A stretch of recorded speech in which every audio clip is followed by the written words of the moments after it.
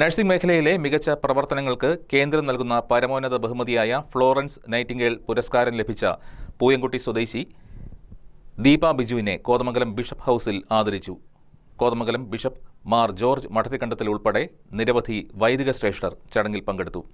പൂയംകുട്ടി പടിഞ്ഞാറേക്കര ബിജു കുര്യന്റെ ഭാര്യയാണ് ദീപ.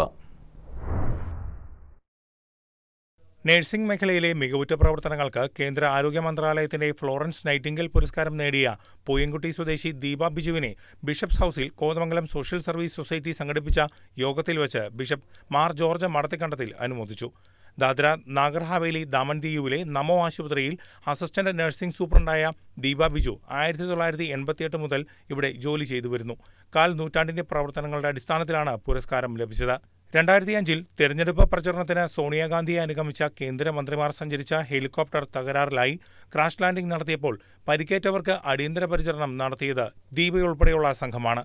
പ്രധാനമന്ത്രി നരേന്ദ്രമോദിയുടെ എസ്കോർട്ട് സംഘത്തിലും 5 തവണ പങ്കെടുത്തു. കോവിഡ് കാലത്തെ പ്രവർത്തനങ്ങൾക്ക് ആശുപത്രിയിൽ സ്പെഷ്യൽ ICU ഇൻചാർജ് ആയിരുന്നു. ഈ പ്രവർത്തനങ്ങളുടെ എല്ലാം മികവ് പരിഗണിച്ചാണ് നഴ്സിംഗ് എക്സലൻസി അവാർഡായ ഫ്ലോറൻസ് നൈറ്റിംഗേൽ പുരസ്കാരം ദീപ ബിജുവിനെ തേടിയെത്തിയത്. 3 മലയാളികൾ ഉൾപ്പെടെ 15 പേർക്കാണ് അവാർഡ് ലഭിച്ചത്. 1 ലക്ഷം രൂപയും പ്രശസ്തിപത്രവും അടങ്ങുന്ന അവാർഡ് രാഷ്ട്രപതി ദ്രൗപദി മുർമുവിൽ നിന്നും ദീപ ഏറ്റുവാങ്ങിയിരുന്നു.